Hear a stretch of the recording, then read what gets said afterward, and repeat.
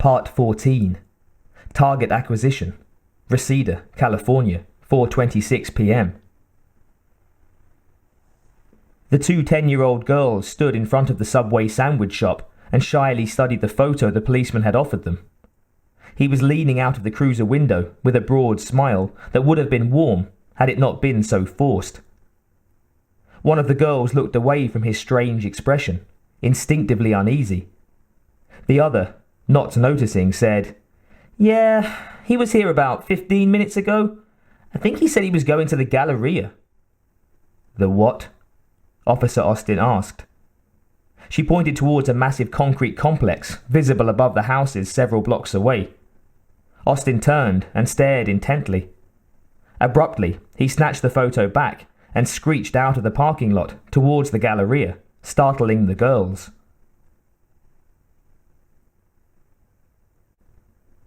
Several blocks away, the Terminator cruised slowly on the Harley, eyes roving back and forth across his field of vision, with the blind perseverance of a security camera. A matter of time. And the Terminator had all the time in the world. There was enough energy stored in the power cells buried deep in his hardened inner chassis to keep him going for at least 100 years without stopping. With conservation modes, the time could be extended indefinitely. Patience was not a virtue with the man-machine. It was a strategic advantage.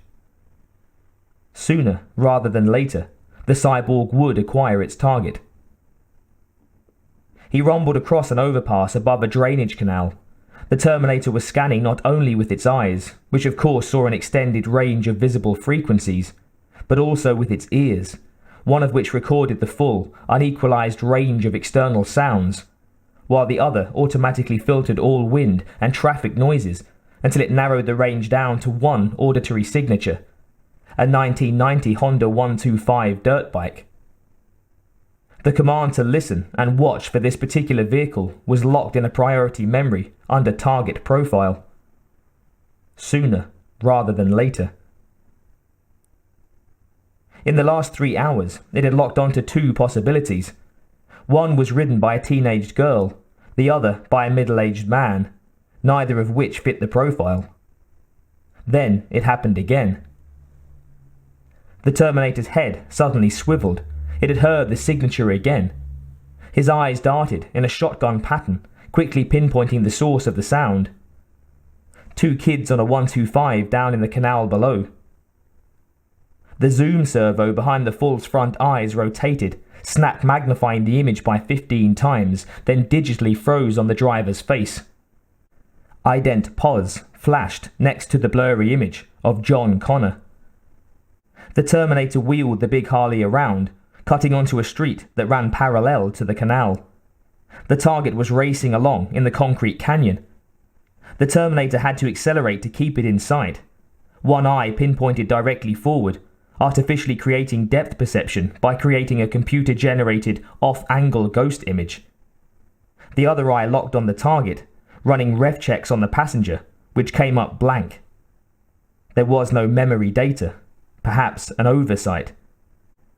And making instantaneous kinetic studies of trajectories, concluding that the target was too far away and moving too fast for an attempt at contact. He would have to head him off. The Terminator hunkered down and increased speed, the Harley's tires hanging onto the gravel-strewn dirt path running alongside the canal by micrometers.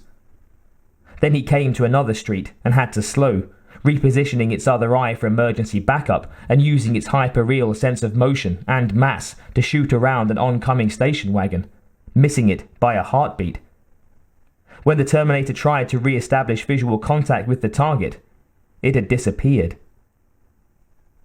Rapidly re-scanning the canal below, he came up with 0. But he could hear the dirt bike's high-pitched squeal. Instantly, he rapid scanned the area down to the moving quarry. The dirt bike had driven up a ramp out of the canal, back onto the street a half block away, and was wheeling into the parking garage of the Galleria, a vast 4-tiered shopping mall.